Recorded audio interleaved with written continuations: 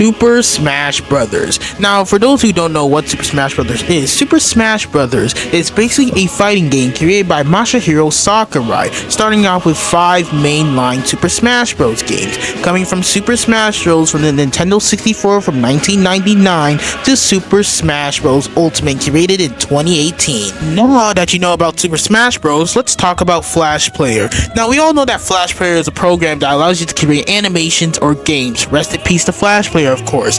Now, Flash Player was released in 1996. So now you must be wondering, what the heck happens if we combine Super Smash Bros. And Flash Player together?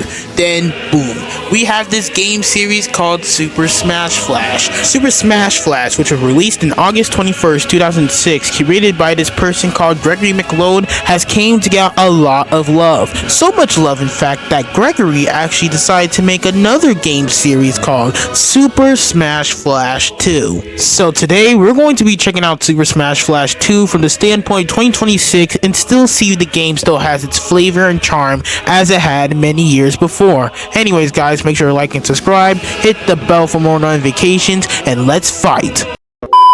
Now, when you first hop on Super Smash Flash 2, you can obviously see from the menu the obvious Super Smash Bros. Brawl inspiration from here. You have your group, you have your online, you have your data, your options, your vault, and your solo. Now, of course, I hopped on to solo, and you have your usual, you have your classics, you have your all-star, you have your events, stadium, and training. Now, of course, I went on to classic, and there's something unique about the character roster. You see, something about this fan game is that they did not just include only Super Smash Bros. Characters. They also included other characters from other sources of media like Final Fantasy, anime, and of course the character that was actually really very anticipated throughout the Smash Bros. Games, Waluigi. Now, of course, hopping on through Classic, it's basically just like literally any other Super Smash Bros. Game with story mode.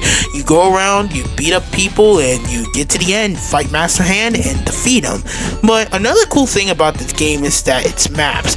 It has quite literally a lot of maps, a lot of them referencing to other games. And I think this game is a really cool love letter. Heck, even when I was using Goku, I realized that the amount of love they give into this character, the sprites and animations. And sure, I was playing on low quality mode, so you weren't able to see the full backgrounds, but I recommend you please get this game, because this game is generally so peak. The gameplay is still pretty damn fluid, the controls are nice to use, and I think you could probably use a controller, so if you want to play with friends, you can absolutely go nuts. Oh, and also, how would it be a fighting game video without me easily dying to the most easiest thing I could have avoided? In fact, I have a clip, so I'm going to show you it right here.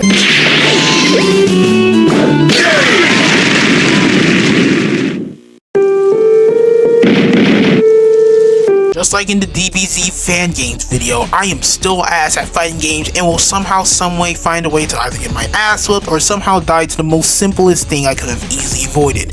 Now, also another thing about the game is that it's really inspired by Brawl, obviously noted by the UI.